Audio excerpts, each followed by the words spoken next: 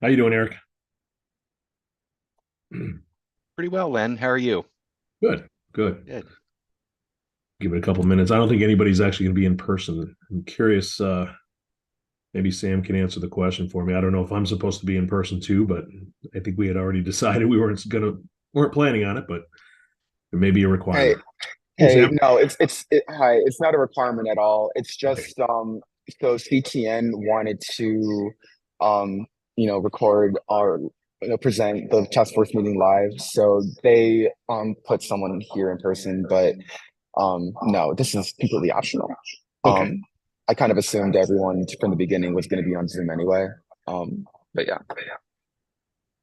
Yeah, I feel bad, Samuel, that you're there all by yourself representing, but I appreciate it. I practically live here. It's okay. Well, I guess we'll give it a few minutes.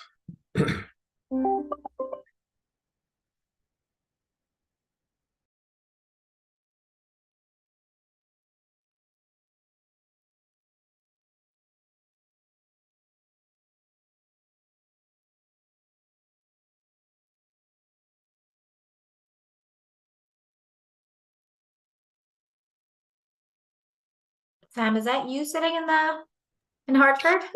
Yes, It looks so lonely in that big room. it's okay. I'm an only child. I'm used to loneliness. I'm glad we can see you up front on like the other uh, screen.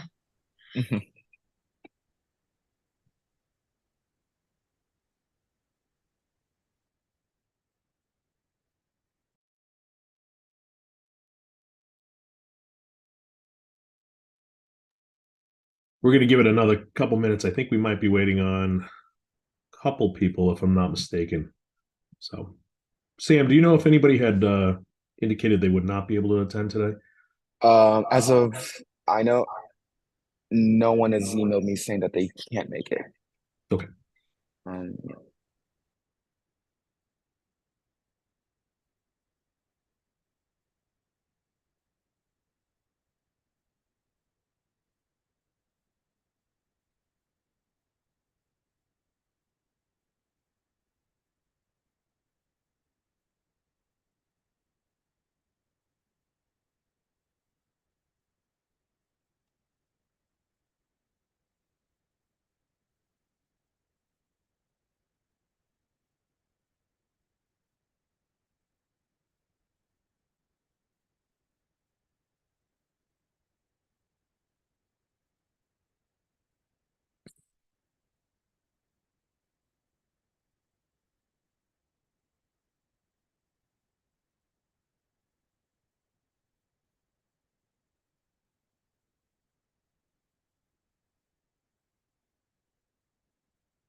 Okay. I think we might be getting close. Who are we missing here?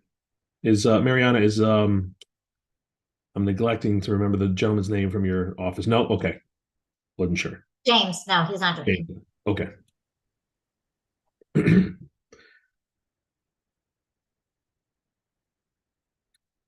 And Sam, do we know if the commissioner had appointed somebody from Pura? Yes.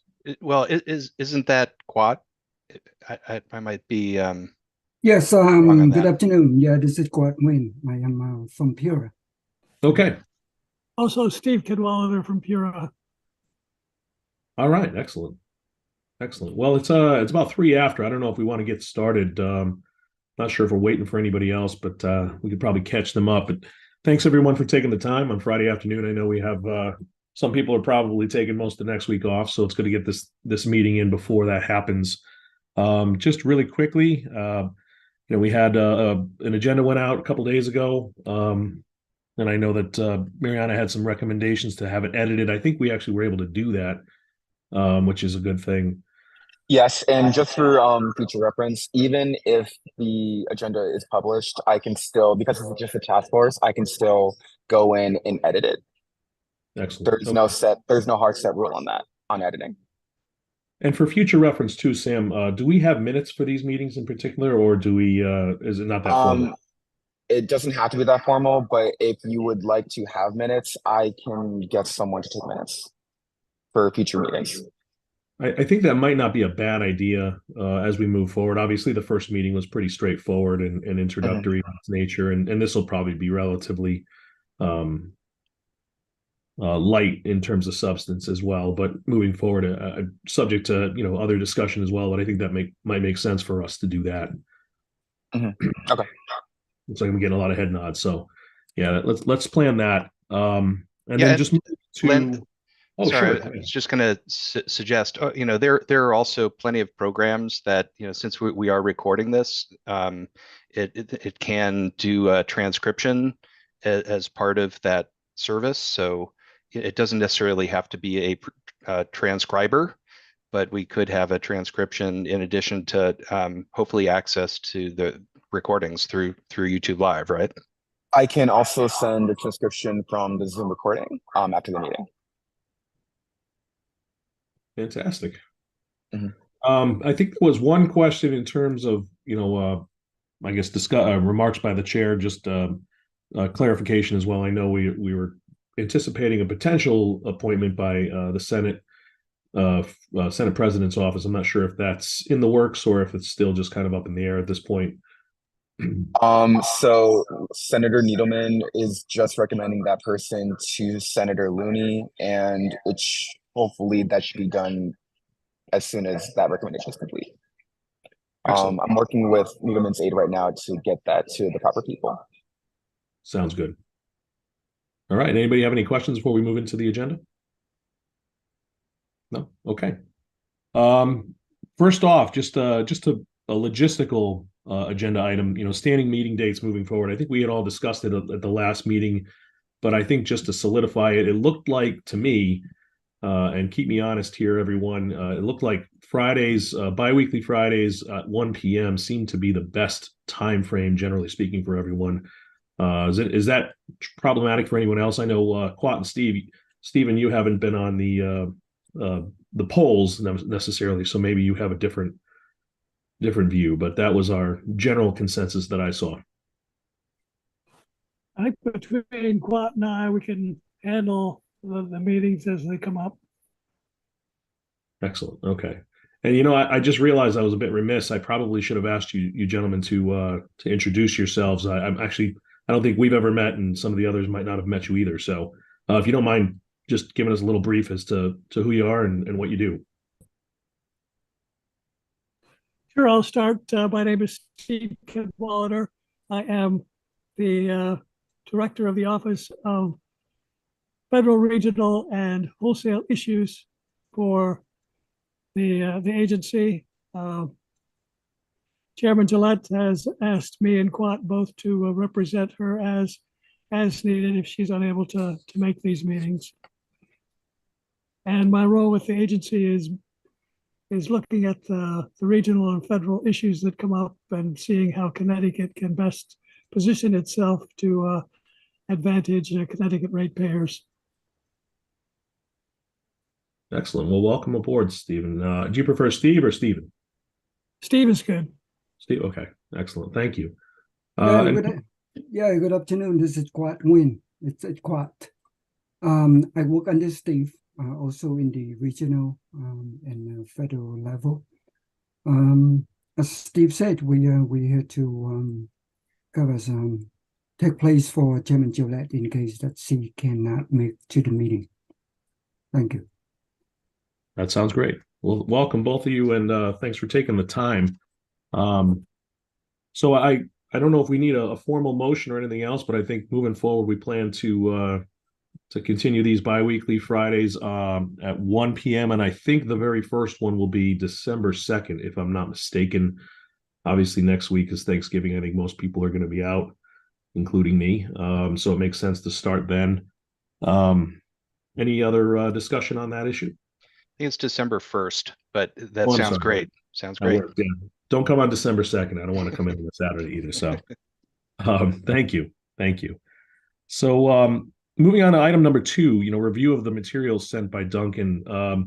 I thought it might make sense to have Duncan kind of give a little bit of an overview. I know that he sent, there were 3 Excel files, I believe, in addition to a white paper that he had written for the committee at the request of Representative Steinberg last session that did give some background, particularly on the small hydro issues that are facing some of the local owners here in the state. So, Duncan, do you mind taking the reins for a moment?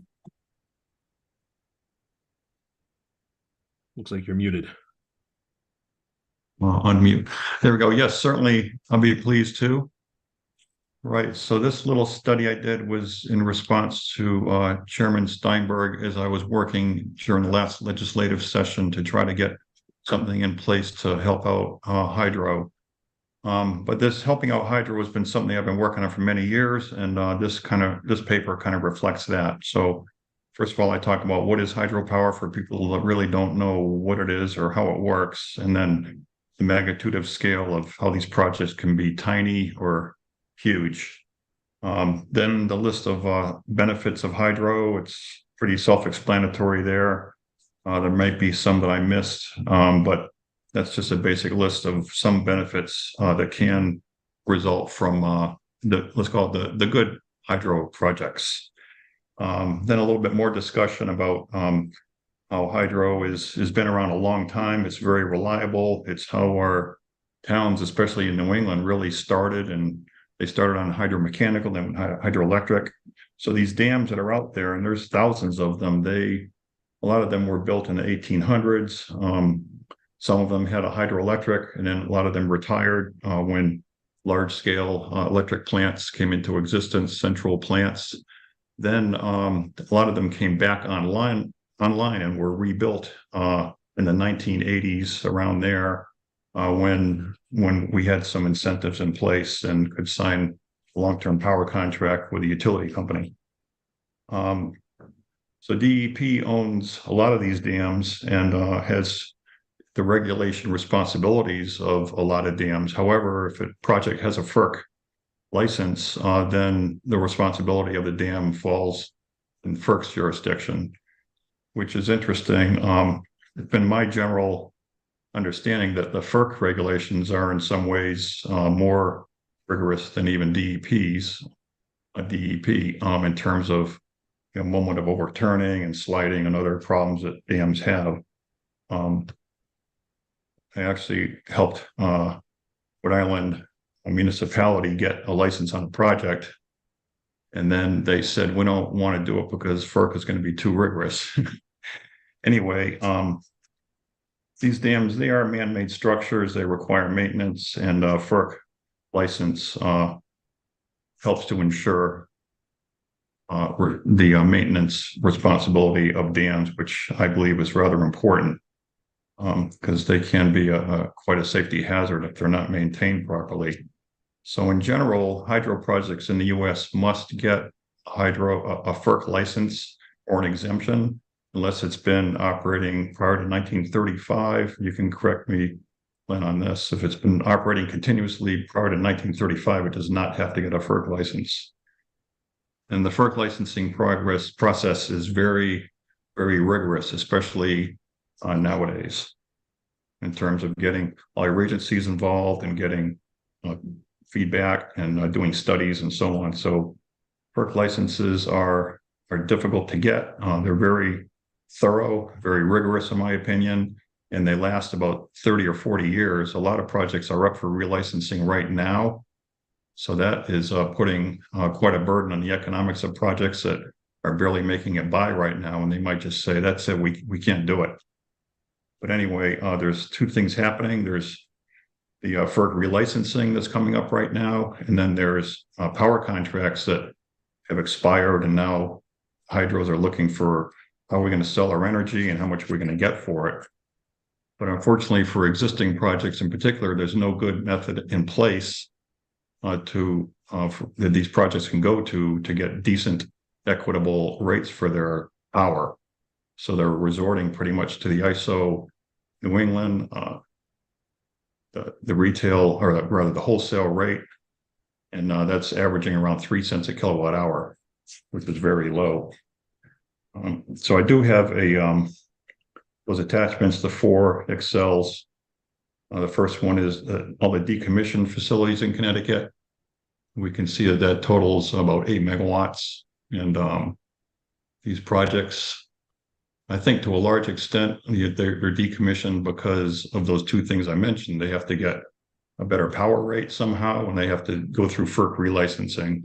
And a lot of them just said, we can't handle that. So there's those projects there, which some of them have the ability to maybe come back online if they were to receive better rates and they could get through the relicensing process. The next attachment I have is the facilities that are operating. And these are the ones under 3.5 megawatts, because I'm kind of concentrating on smaller projects, because it's the smaller projects that are having a problem right now. And then I have the next is over 3.5 megawatts. And the last attachment is the list of undeveloped dams in Connecticut that can maybe be thought of as installing equipment and putting them online. It really depends on economics and a lot of other things, but that's a list where maybe there's some chance of some of those getting back online. So I give a little summary of the economics of a hydro project. I won't get into the depth of it, but I've come through and done a basic economic analysis with certain assumptions that I've listed here, the costs per kilowatt and so on. And I continue on. And what the result of that is that in order for the project to survive, it's got to get about 12 cents a kilowatt hour. So there's many ways to look at this. Every project's different, every developer is different, and so on. But this is just a general study here of the economics of a hydro project in Connecticut, and what would it take to keep these things healthy and economic and operating well, so that they can afford to operate it efficiently and within environmental standards, and add those environmental facilities that these projects need to add, especially during relicensing. Fishways, fish ladders, and so on. They're expensive. If we're demanding a project, hey, build that fish ladder, and they don't have the money to do it, then what are they to do? They just have to give up or find some other method to improve its economics. So in summary, I come right out here and I say it like it is. I said the energy purchase rate in the range of 12 to 24 cents a kilowatt hour are needed for hydro in Connecticut. This would allow the 11 decommissioned sites to maybe get back online, at least some of them. And I realize, and you mentioned, Eric, I know there's some out there that won't come back online and should not come back online, and that's fine. But maybe some of those 11 could be put back online. Number two is prevent the 9 threatened sites that are barely making it right now, that one of which I own, a little 100 kilowatt site. And like I said the other day, it's running in the red. It's been running in the red for many years. It's costing me, I don't know, it's only 100 kilowatts. It's costing me about $10,000 a year to keep it going. It should be the other way around. I should be able to make $10,000 profit so I can put that into relicensing better facilities and so on. So prevent those 9 threatened sites from decommissioning, and that totals about 10 megawatts. And then finally, allow the addition of some of those 47 other facilities that are out there that maybe could be put online properly. So that's in a nutshell what Connecticut Hydro needs, in my opinion, is equitable purchase rates for the energy. And the environmental aspects, they're all handled through the agencies and through the FERC process. We're not talking a need to talk about environmental things here. The project, gets these rates that we're talking about, it either makes it or it doesn't. And I don't know exactly what the other renewables are getting in Connecticut, but I have a feeling that they are getting in this range of like 12 to 24 cents for the solar and and the wind. So that's the basics. I did have 2 bills that were introduced that provided the retail rate for hydro. one introduced by John Steinberg, the other one by Tim Ackert, but those died somehow. But that's what I'd like to see is for, for those to come back, bills like that and get those passed to help out hydro that really needs and deserves this type of support. So Thank that's you. it. I see we have a couple of hands raised, so I'm going to jump to Mariana because I think she was first here, and then Eric after that. Thank you, and thank you, Duncan, for walking us through it and for presenting that study. I think it's a great framework to get started. I had a question for you because I don't know this well. Can you talk a little bit about those long-term power contracts that came on in the 80s? How long were they for? What was the compensation like? And what happens at expiration? Right. Okay, that was a major docket at what was called DPUC at the time. It was a long proceeding. We had expert witnesses come in and all sorts of, it was very, very thorough. And that was before deregulation, so the utilities were heavily involved. And what came out of it was a standard front-loaded power contract that a renewable project could utilize. These were generally 30-year contracts, and they were what's called front-loaded. So what happened was you would get approved each year the projection of 30 years of avoided costs, and those went from, let's say, 3 cents, and they went up to 45 cents. And then you take that and then you levelize it using a certain discount rate, so that maybe you're starting with a power contract, start at 9 cents, and that might go up to 20 cents or whatever it was. So that's how it worked. Each year, it got the projected rates approved, and then a discount rate approved, and then you get your 30 years of the pricing, and you sign up for a 30-year contract, and that was that. It was great. It was a lot to go through, but it worked. So let me make sure I get it. Apologies for if I'm making you repeat yourself, but I want to make sure I get this. The way the electricity was valued was annually, and it was based on what? How was that annual value determined? Or was it annual? Sorry, you mean the cents per kilowatt hour rate that they were?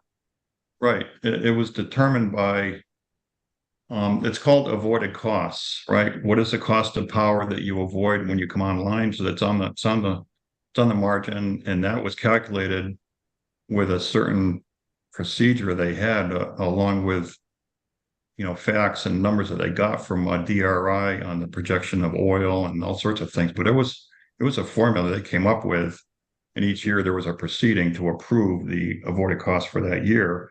And they came out with 30 numbers starting from year 1 to go into year 30. Like I said, that went from about 3 cents to 45 cents.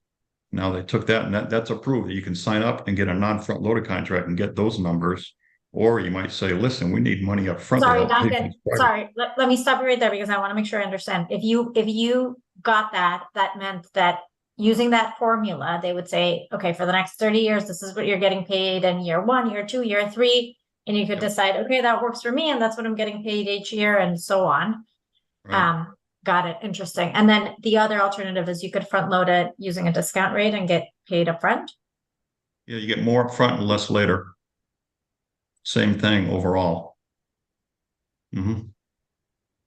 It's like right. So either you get it front loaded or not, and each project was looked at very rigorously. There was a decision on each project on whether or not it was approved for this standard contract. I got them for a few projects, and then now they pretty much expired.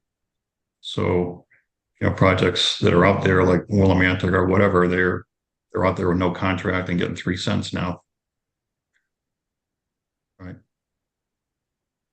Do you have a sense of what was the average dollar per kilowatt hour that these contracts were getting? Well, for what year? Right. I mean, I guess over the term. I don't know that I'd have to show you like a calculation, or I'll pull out one of my contracts because I was an original developer of Willimantic. I think they started at 9 cents and went up from there. Oh, okay. And But generally the trend was that they increased over time. yes, I think all of them increased over time. And, this included also gas combined cycle projects, believe it or not. But, quite a few hydros, some gas combined cycle that would get less, better treatment than the renewables got. But that's what it was, is standard front-loaded contracts with the utilities. So you had a contract either with UI or NU, and they're the ones that pay. And the utilities didn't like any of this at all. They were fighting all the way, which I understand. Right. So does that help a little bit on understanding that? It does. Thank you. And so if I'm guessing these contracts started in 85, do you know when was I want to understand kind of when they expired. If we're talking about 30-year contracts, they would have expired, right, almost 10 years ago, but I don't know how long the program went for. Yeah, it was spread over. I mean, they all didn't happen in 1 year. It happened Sure. over several years. But I'll be pleased to do a little bit of research on this, and then I'll email everybody with a little bit of more information on when these happened, what were the rates that were given out, and a little bit more about it, because it's interesting, and I'll be pleased to do that. So I'll send an email to everybody on some of your questions there on that. Yeah. Thank you. This is very helpful. Thank you. I just wanted to get a sense of that. One other thing, Duncan, that jumped at me when I looked at your study was when you came up with that levelized cost of electricity, did you include compliance costs associated with any of the studies that DEEP and FERC require as one of the costs? When I came up with a levelized, or in that report with the calculation of that levelized cost of electricity, does it incorporate those costs? Yes, it includes the best. You mean in my paper here? It includes every single cost that hydro project has for its development and operation. Yeah. I'll try to look at that more and answer it more. It's been a while since I even looked at this thing, but I'm just making notes on. I'll email everybody with a little bit more details, and all these are good questions. But yeah, and just by way of background, what I've seen is for the smaller projects, the FERC requirement costs can be almost punitive. I don't want to say that, but they're high in relationship to the size of the project. So FERC dam safety, that sort of thing. And so that's why I was curious if your analysis included those costs. Right. Totally understood on that. While I have your attention, Maria, can I ask you, Green Bank pretty much helps out only new projects, correct? Like if an existing project came to you and said, listen, we are hurting, we need help, what can you do for us? We're going to pull the plug on this project if something doesn't happen, then you would say, sorry, we only deal with new? We don't have a requirement to only deal with new, but the tools that we have available are financing tools. So I think for Green Bank to get involved, it would have to be like we would have to understand why it is, what type of funding you would be needed, and what would be sort of the revenue stream that would allow you to pay back for that funding over whatever term it is. So if it's for improvements, if it's just for operation, but there isn't a stream of funding to pay back our financing, then we don't give out sort of grants or incentives. So I think that's the challenge. It's not because we don't support ongoing projects, it's because we need to do it through financing tools. Understood. Okay. Yeah, one item just to clarify on the avoided cost piece. I think what Duncan is explaining is enabled through PURPA, which is a 1978 federal law, which is still in effect today. So that would have been what required the regulatory agencies and the utilities to facilitate those types of contracts. And so theoretically, a project I think could be developed under that statute today, but it's less attractive and less likely given the change in the competitive markets and other reasons. So just to clarify that piece. Exactly, very good point that projects according to PURPA shall be paid the avoided cost rate, and that's good. However, it does not require the projects the contracts to be front loaded. That's a luxury, right? The front loaded part is what happened back in the 80s with those front loaded contracts. But that is a good point. PURPA rather, and the avoided cost requirement that they are allowed. And that's only for new projects? Steve, that PURPA? Yeah, so it's for project development. So I think once those legacy contracts expire, there's really no path to pursuing a new contract under that paradigm. That's helpful. Thank you, Duncan, Mariana, and Steve, for the clarification. I know that Eric's had his hand up for a little while. I'm going to jump to Eric really quickly here. Thanks, Len. And I want to start by thanking you, Duncan, once again for being an amazing advocate on behalf of the Connecticut Small Power Producers Association, and having put together some materials that I think are really useful for us to be able to jump in at level 5 rather than level 1 as we think about where we want to be. So thank you. I think that this has been really helpful. Had a couple quick things. Obviously, in the paper that you put together makes a compelling case for a need for higher rates, and you mentioned there were a couple bills that were introduced on that. Just curious if you've gotten the analysis, or maybe this is an opportunity to get some further analysis from our fellow task force members at PURA who might be seeing what these rates look like across various types of renewable energy. As you're saying, hydropower, of course, better than anybody, but how are we doing on a kilowatt hour basis when it comes to solar or other types of renewable energy that might be incentivized? And I just want to put maybe a placeholder on that piece of it and maybe our colleagues here at PURA can help to fill in that gap. But I don't know if there's anything more that you know about that at this point. What you're asking, Eric, really is what does solar get in Connecticut and what does wind get in Connecticut, right? Yeah. To really just to be able to talk a little bit about apples to apples as we're having this conversation. Though obviously there are certainly differences between different types of renewable energy, but I was just curious. And Mariana, maybe you know the answer to this. I can tell you what I know, but I know Stephen raised his hand, so maybe I'll let him go first, as PURA would have a more holistic view. But I can tell you what I've seen in the market with the projects that we financed. Okay. Yeah, Steve, do you have a thought on that? Yeah, we can definitely have people at PURA look at the kind of rates that solar and wind and other renewables are getting. I had a question for Duncan with regard to the renewable energy credits and whether. Steve, before you jump into that, I just want to reclaim my place in line here.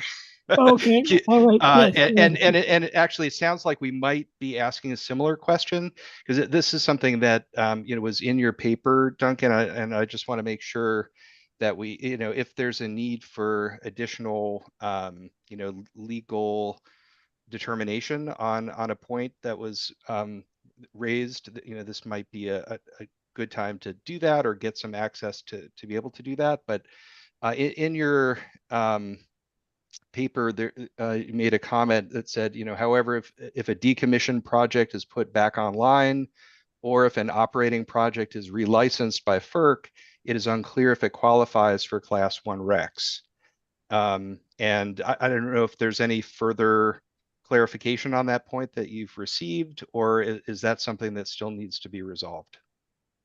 So it still needs to be resolved. as I said here, electric generators provide three components. They provide the electrons, that's the energy. They provide capacity, which the bigger projects can get paid for through ISO, but the smaller ones, it's really difficult capacity.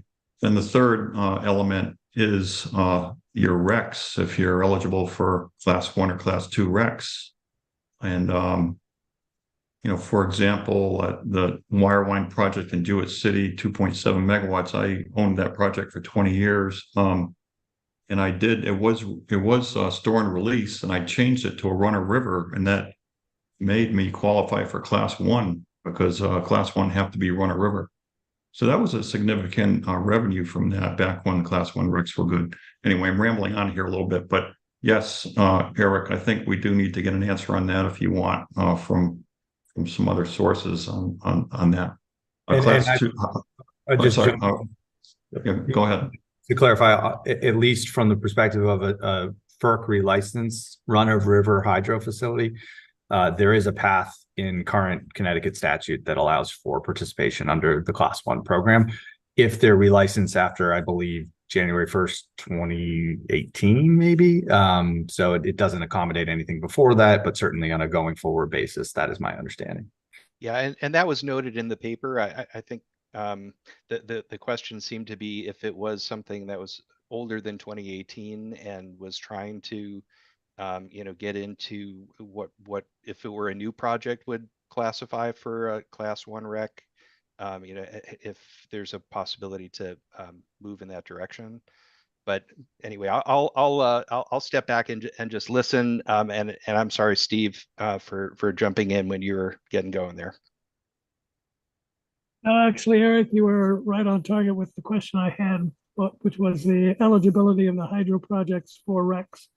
And it's something that I can also take back and have others at Pure look at and see what they feel is the eligibility for those projects with regard to those RECs. So I guess Pure has some homework to do with regard to the rates for other renewables, plus the eligibility for the hydro with regard to RECs. So thanks. Sounds like Steve, that you and Quat were the right people that the commissioner appointed from Pura. So sorry to give you homework. That's excellent. Go ahead, Duncan. You were just about to say something. There's class 1, there's class 2, there's class 3. So hydro was also eligible for class 2 for existing projects. And I was getting that with my little 100 kilowatt site, although it was a small number. And all of a sudden I got a decision emailed to me where class 2 for hydro was totally eliminated, just gone.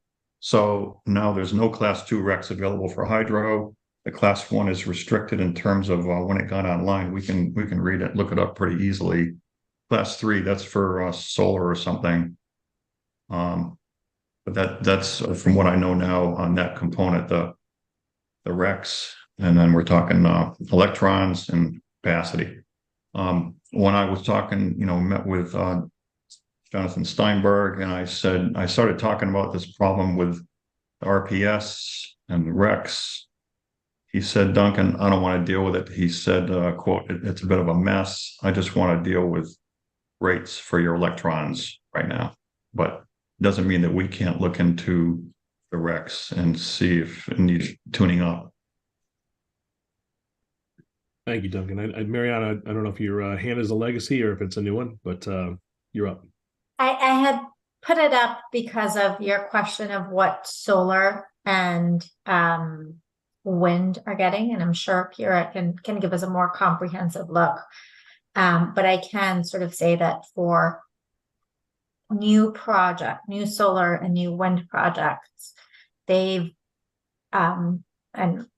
qualified under what used to be net metering, so they could get sort of net metering credit, which is kind of a retail rate. It depends where they sit behind the meter, and what the rate is at that meter, along with ZREC contracts or the sale of RECs. And that's the ZREC contract has a 15-year term. Net metering did not end. That was under the ZREC program. Under the new program, the NRS program, which is the non-residential renewable energy solutions program, it's a 20-year contract that includes RECs plus sort of retail rates, and those for anything between 200 kilowatts AC and 2 megawatts, those are awarded through a competitive auction. And we can go back and look and see what those have cleared at. All the projects that Green Bank has been involved with either were, actually, there's nothing under the NRES program. They were all net metering plus ZREC contracts. And I'd be happy to share sort of what the compensation for those has been, but sort of my guess here is probably around $75 a megawatt hour for the ZREC contracts, plus let's say 9 to 11 cents on sort of the net meter offset rate. So you have them probably somewhere around 17 to 20 cents is what they're getting. Again, ZREC contracts are only for 15 years.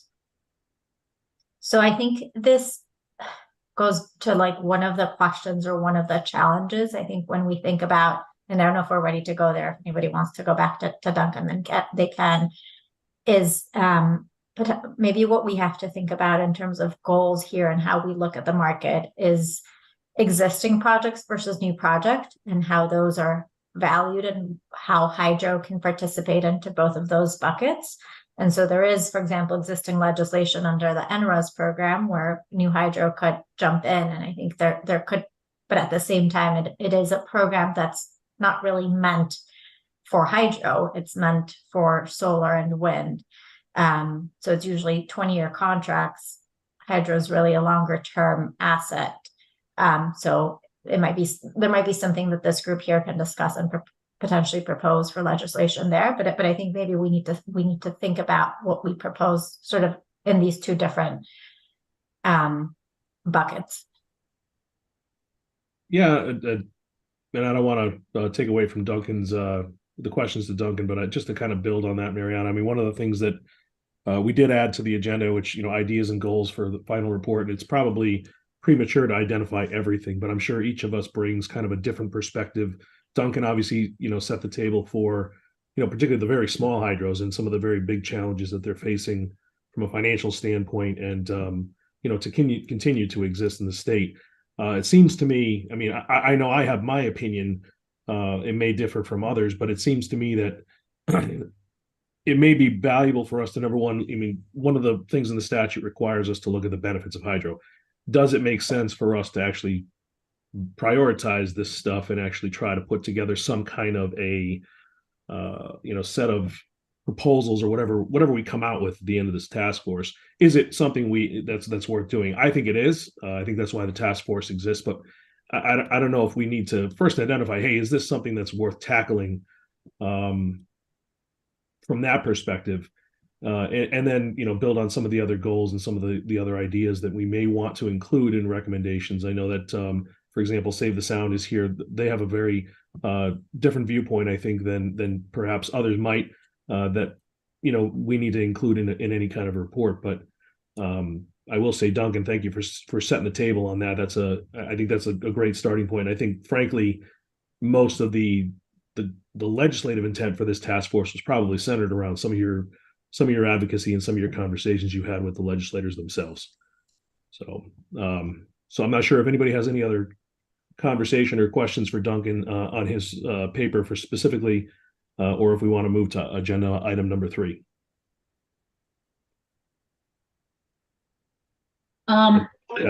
Yeah, I should probably just make a few comments. Like you said, Save the Sound's obviously going to have a little different viewpoint here.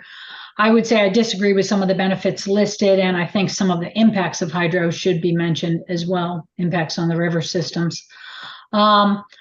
But I am curious, being new to hearing about the rates and this kind of thing. So it seems to me the paper is showing that small hydro economically doesn't work right now, but it would if it had a higher rate. So what is the ask? Are you asking for it to be subsidized or incentivized? How does that work? How are you asking for a higher rate? If it's given one rate now, How are you, where is that? Who pays that? Is it the ratepayer that pays that? You're asking the ratepayer to pay a higher rate to make this economically feasible? Okay. We can talk about the benefits of hydropower, and I'm interested to hear which benefits you don't agree with. Every project has its impacts. I'm not bashing solar, but shoot, to cut down a beautiful forest of trees that are absorbing carbon dioxide and releasing oxygen, putting up ugly solar panels. I mean, what is that impact looked at? Hydro is looked at, to me, very meticulously under a microscope with a new FERC process. So I don't think we really need to deal with environmental ups and downs here with our charge. Giving a hydro project more revenue through better rates is only good. It's only good to help pay for that fish ladder, pay for the bypass facilities, pay for more water over the dam in the bypass section, and other things like that. So I hope we don't get into a tit for tat on hydro and its impacts. Everything has impacts, and I'm not But saying I think when you talk about benefits, you need to talk about impacts too. I don't think you can talk about one without the other. And yes, I do think environmental impacts are looked at solar and wind projects, but I think they need to be discussed at the same time when we talk about hydro. Okay, maybe so. Our charge is to talk about the benefits. It doesn't talk about too much other than that, but that's fine. We can look at all that if we really need to. I think that you asked about now the rates that I'm suggesting and who would pay for it and all that. Well, yeah, I don't, however they structure it, they're, what Pura does and so on, they do all sorts of different programs to show how this is paid for whoever. All I know is what we're getting right now, the 3 cents. I mean, I feel like somebody owes me for me delivering this renewable power today in my site at 3 cents. And meanwhile, I pay my bill that's 20 cents or something. I mean, I'm not getting paid for the benefits that I'm providing for this world of ours, reducing climate change, the property tax, everything. So I don't know how this would be paid for, but you can say ratepayer impact. That's kind of hard, but there's ways to say, put it into the system and it's taken care of and everything is good. That's all I know. I mean, it's being done now for solar and wind, and it can be done for hydro. Yeah, and ratepayer impact, I got that wording from your document there. So I'm just trying to understand if that's what we're asking for. We're asking for some kind of subsidy or increased ratepayer, increased rates for the ratepayer, I assume, for what you're calling the benefits. But again, that's why I think you have to look at the impacts at the same time. I think you can't talk about one without the other.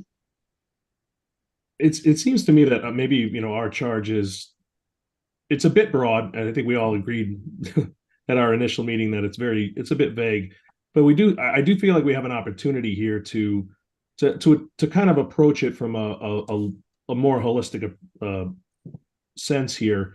Looking at Duncan's issues that he's facing right now, it's almost an existential threat for some of the hydros, the smaller hydros in particular, given the fact that the regulation and that sort of thing, and some of the requirements to continue to maintain these facilities kind of outstrip the revenue opportunities. And I think that's kind of the gist of what Duncan's kind of approaching here. But also, Laura, to your point, there are impacts, of course, and I don't think we should ignore that. And I would be, we're hydro owners. We own some of these very small hydros that are I do think that it is valuable to point out some of the impacts and try to view it from that perspective, which is probably why all of us were appointed from different sectors of the industry and how we approach each project in particular. But I think our charge may actually be, and this kind of goes to agenda item 3, do we want to actually make some recommendations and say, look,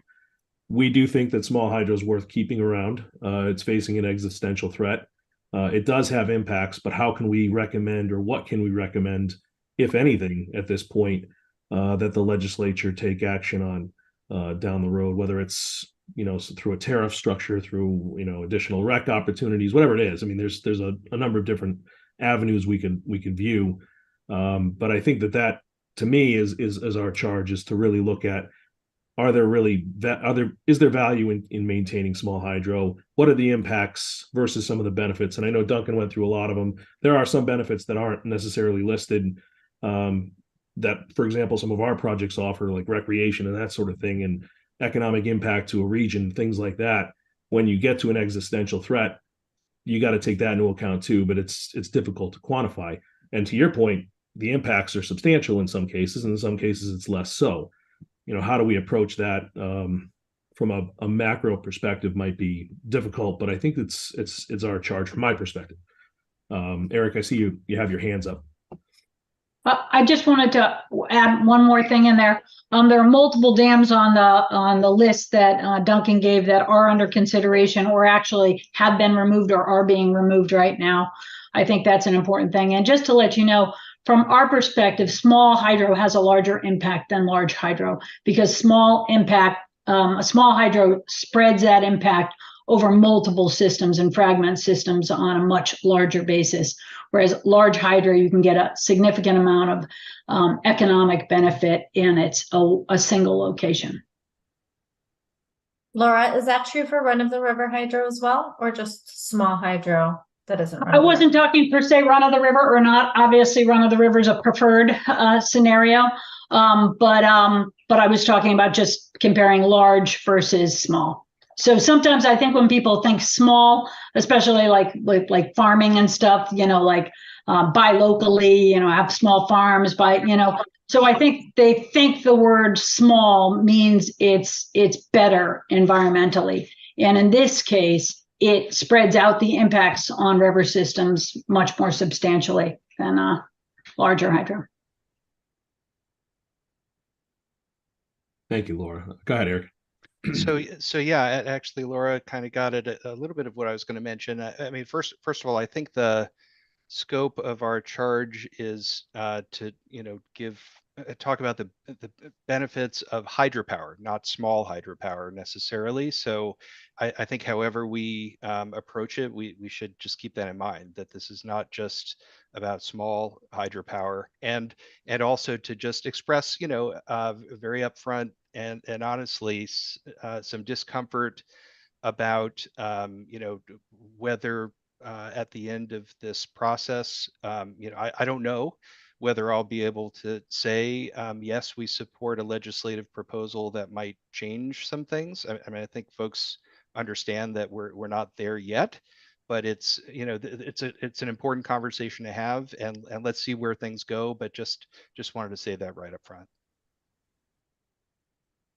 Maybe I'd just like to throw out the question of, if the end result of our work is to provide hydro with better rates, does that get you concerned more about, environmental impacts? I mean, how does that make environmental impacts exacerbated? How does that make it worse? Because to me, it probably reduces environmental impacts because it lets those projects afford your fish ladders and other facilities like that.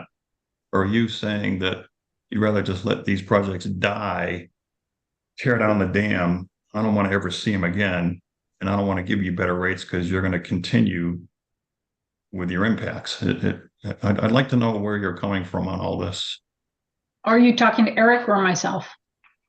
Well, Eric first, because he was just talking, then we can ask you too, Laura. Well, I was assuming it was for you, Laura, but I will just say it's interesting. I just saw a statistic that I found very interesting, and maybe is kind of connected somewhat to what we're talking about here. Do any of you know which state if you look at the statistic of which state has the highest number of dams per 100 miles of free-flowing rivers? Connecticut? It is Connecticut. So we have a lot of dams. And so I understand Laura's point in that, you know, if we're talking about hydropower potentially being used, but coming from potentially fewer sources, and you know, those that are the you know, the quote unquote best in terms of fish passage, et cetera, then you know, I can understand the, you know, are we talking about small hydropower or large hydropower? But that's, I think, still yet to be determined, at least in my mind. But yeah, I would turn it over to you, Laura, if you have specific thoughts on that. Yeah, I just want to point out that fish passage is not like a full environmental solution. You know, there are a lot of impacts that a dam has, and fish passage not only isn't a solution to all of those impacts, but it's not even a full solution to passage of fish, as we know. There's significant amount of research and reports out there right now that show the limitations in fish passage. And of course, there's some that work better than others. And I know that they are very costly, Duncan. I think where we're going to overlap, and I'm sure you're thinking right now there's nowhere we're going to overlap, but I think where we're going to overlap is the fact that there are dams that stay in place for a lot of different reasons. Some are because they have 100 homes around them. You know, lakefront homes, and those are going to stay in place. Obviously, those lakefront homes are using that lake for that reason. And there are water supply dams, and there are diversion dams that are going to stay as active diversions. And I would love to see us focus more on those for hydro, and also even for as effective fish passage as possible. But I will tell you that just the concept of putting a fishway on a dam does not all of a sudden make it not an impact, that dam. There are many fishways on dams where the dams are still a significant impact ecologically. All right, so can you please answer my question? Are you concerned about giving hydro just blanket better rates so that these projects can have better economics and so that some new projects can be put online? Are you against that because you're afraid that, oh, we're going to have some impacts coming in, or are you totally comfortable with the FERC process and everything's going to be fine?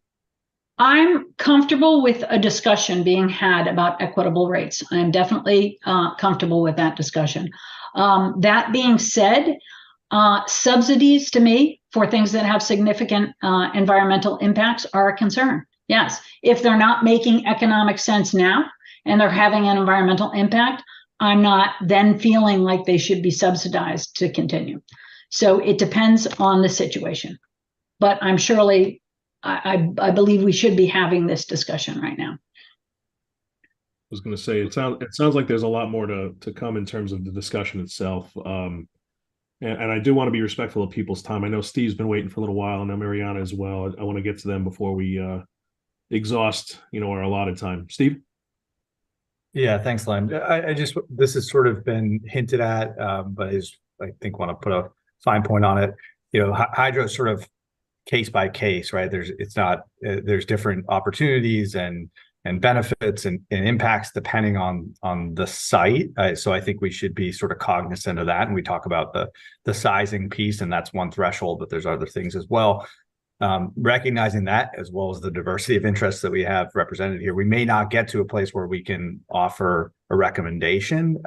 We should obviously work toward that if we can, but maybe some of what we can do is also just provide information that looks at, you know, what are neighboring states doing to retain resources and provide opportunities to acknowledge the benefits, and whether that might make sense for Connecticut, or whether Connecticut policymakers should be considering something different. So some of this could be as much sort of information gathering to help policymakers make a decision as much as just a recommendation from the group as well.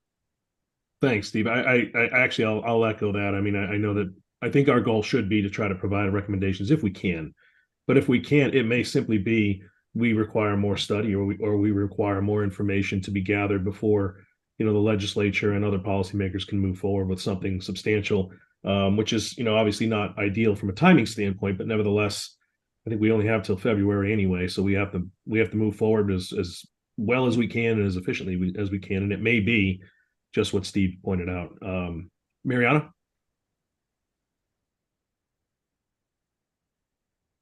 Thank you. Sorry, I couldn't find that unmute button.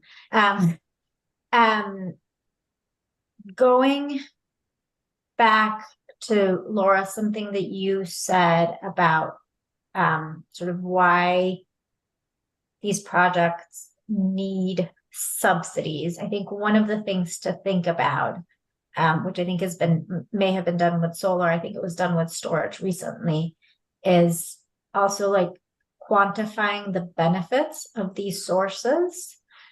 Even though they're under the current structure and they're receiving a retail rate, it doesn't mean that all of the benefits that these sources are providing. And Duncan, you talk a little bit about those. Again, right now you're only getting sort of some compensation for electricity, but not for renewable energy credits or any capacity services. And even within, I mean, you're given the compensation that you're given because that's the structure under which you can sell in. But could it be valued higher or not, in a similar way that I think solar and wind gets valued, even though it does obviously also have environmental impacts. So I think it's thinking about benefits, and I don't know if it's part of what we can do here, but I think part of what needs to be contemplated is what are those benefits and how can they be quantified. And I don't know if Duncan, if we can go back to what was done 25 years ago, or something else needs to be done in that respect, so that it informs, if it is an increase that we're supporting here to utility rates, to so that those projects don't go offline, that it's informed on both the benefits and the costs and the impacts, because both are important. Separate to that point, I guess I have a question here in terms of, for those dams that are not eligible for hydropower, or where hydro will never go, who is responsible, and what are sort of the costs or the plans for those? Because those also have environmental impacts, I believe, Laura, as you were sharing. I can speak to that to a degree. In a former life, I was part of the town of Seymour's Board of Selectmen, and we had some dams in town, and that's a great question. I think a lot of them are privately owned, and maybe Eric can speak to it more directly from Deep's perspective, but many of those dams are not being maintained. Many of them they serve no real purpose anymore, or they serve a very minor purpose that really doesn't justify their existence. Who takes care of them and who decommissions them, and how they do it is a really good set of questions that has not been answered from not only Connecticut. I mean, it's all over New England. There's thousands of dams just like that. So, those little rock dams that you see that have been there for 150 years that nobody remembers why they're there, from those all the way to other dams that used to provide a legitimate service that no longer need to be there. Nobody knows, or nobody has an answer for that yet. But I think the question of who's responsible, the dam owner, what are they going to do, what they can, and there are lots of different things. I mean, Lynn's absolutely right.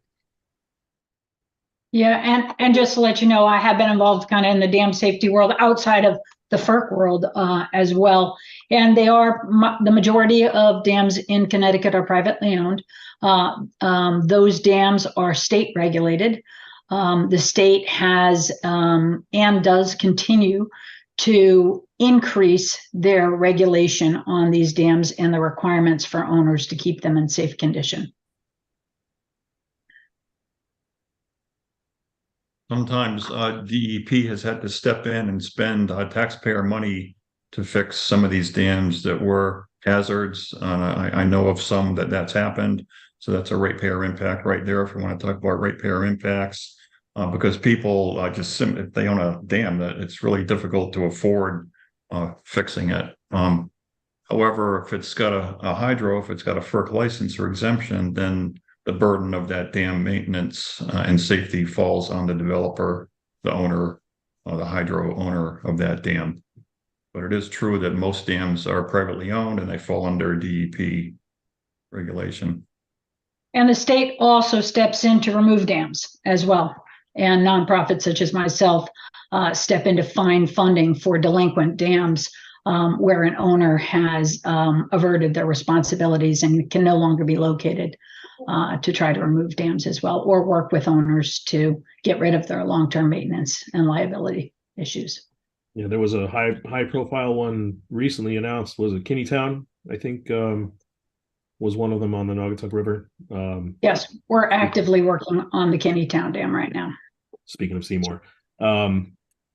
So I do know, just to stay on that one topic, there is an effort right now with the federal government, or we'll see how it goes, but to try to address some of these unpowered dams across the country that are hazards and becoming more and more hazards every year because it's such a huge problem. But it is something that, kind of going into item number 4. I know we're a little bit over time, so I apologize for going beyond here, but just other materials and information. One thing I did want to identify for the group, and I plan to do this myself, similar to what Duncan did earlier.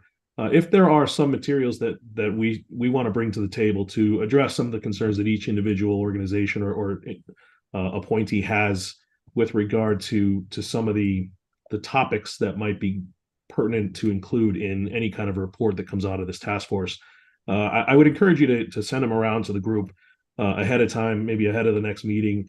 It will help with the next agenda items that we want to discuss. But just to give you kind of an idea as to where I was thinking from an agenda standpoint, I kind of looked at this meeting as a great opportunity to start talking about some of the small hydro issues that Duncan brought forward. I know our company has, as a larger hydro owner, we have other things that we'd like to be considered as well, especially when you're talking about benefits and opportunities. I think that may exist for hydro to continue to contribute to decarbonization issues and whatnot. I'm sure Laura has probably lots of information that she could probably share from her organization's perspective, et cetera, et cetera. So I would encourage you, let me know if you want something included specifically on the next agenda. We don't necessarily have to be just an hour long, but I know that everybody's got busy schedules, so we're going to try to keep it there if we can. And if we have kind of a need for a longer conversation, we can set that up well ahead of time so we know. But beyond that, I don't know if anybody else had any other comments they wanted to add. I think it would be good to keep in touch by way of email, just back and forth between meetings. I'll try to put something out there for you, Mariana, on what were those power contracts that were signed back in the 80s and so on, with respect to the rates and so on. Was there anything else there that you were looking for? We have Pura working on eligibility for RECs. Is that right? I believe so. And what does solar and wind get? We got Pura working on some numbers for that, please. Another question might be, what are the other New England states doing for hydro? Do we care about that? I mentioned that it's my understanding that basically they're providing hydro with a retail rate. So if we need to see that, if that helps anybody here, we can work on that, getting data showing that. You might want to just say, hey, let's just not reinvent the wheel. Let's do the same as our neighbors. They've been through all this, and let's get on with the program and do what Massachusetts does. And end of story. I like the idea of getting on with the program and making things simple, but if that's something that people would like to see, what are the other New England states doing for hydro? That's some data that we can look for. Yeah, I know I'd be interested in seeing that and appreciate your willingness to help dig on that, Duncan. I think you just, make sure that we're well informed as we're thinking about this. Yeah, I don't know if well, as well informed as we can be. Yeah. But no. I trust you to do, some good detective work there, and maybe, maybe Pura also is aware of some of, those models, or Mariana or others. But I was just going to make one point since we do have our next meeting on December 1st, is just a request maybe to Samuel to, maybe like Tuesday that week, send us a little prompt for agenda items so that we can, have that together and ready when we meet on the 1st. I don't know if I volunteered to go to all the New England states and get their their what they're doing for hydro. I'm pretty busy, as we all are, but if there's anybody, I know I can do it from Massachusetts. I mean, I know people there that, so I can call them and say, hey, the other states would take a lot of work. If there's anybody out there that is able to do any of that research on the other New England states, what they're doing for hydro, please let me know. What else was I going to say? Right. I could stop you right there. Pura might have some information as to what the recs in other states look like and what the qualifications are. So we could probably look at that, which might inform what other states are doing. For just the rec component, right? Right. Well, that's fine. That's fine. I'd like to know what they're doing for paying for electrons from hydros. I mean, I kind of know retail rate, but if we want to see that on paper, that I would have to be can see if I researched. can ask for NYSERDA and Rhode Island if they have any. I can take that home. See if I can. Yeah, that'd be great. Rhode Island is really promoting hydro big time. Okay. And might be able to do it for Vermont as well. Okay, very good. That's where my Rolodex stops. I'll see what Was we that- have for Maine and New Hampshire as well. I'm sure we could find that information too. So Yeah, Landon, I think like even something as basic as on the smaller side, hydro can participate in the New Hampshire group net metering program and energy billing in Maine to a certain extent. So those are probably the applicable programs maybe that Duncan's getting at that we could point to as well. yeah. No, I And miss it at the Steve, beginning. Oh, go ahead. sorry, to your point, I think it is important as we try to dig up this information is what can Hydro participate as both a new project versus existing projects, Duncan, because I know we're going to get different answers, and that's true for Connecticut as well. A new project is going to get a different compensation or be able to participate in a different type of compensation than an existing one. True. Did I miss it at the beginning, or Sam, are you there? Did we get an answer on asking our legislative people, what do you really want to be the outcome of this study that we're doing? Leonard, were you able to get in touch with Representative Steinberg regarding anything that he wanted to talk to you about? I believe I sent you an email about that. My intention is to reach out to him probably early next week and see if we can connect before the next meeting. I've been traveling for the last few days, so I hadn't had an opportunity, but yes. So my plan to answer the committee's question was to reach out to Representative Steinberg and try to connect with him first and then go from there. Okay. Anybody else? Okay. Well, I appreciate everybody taking the time, and I'm sorry again for the extra 11 minutes, but I hope everyone has a great weekend and a great holiday next week. Absolutely. Thanks, Very good. everyone.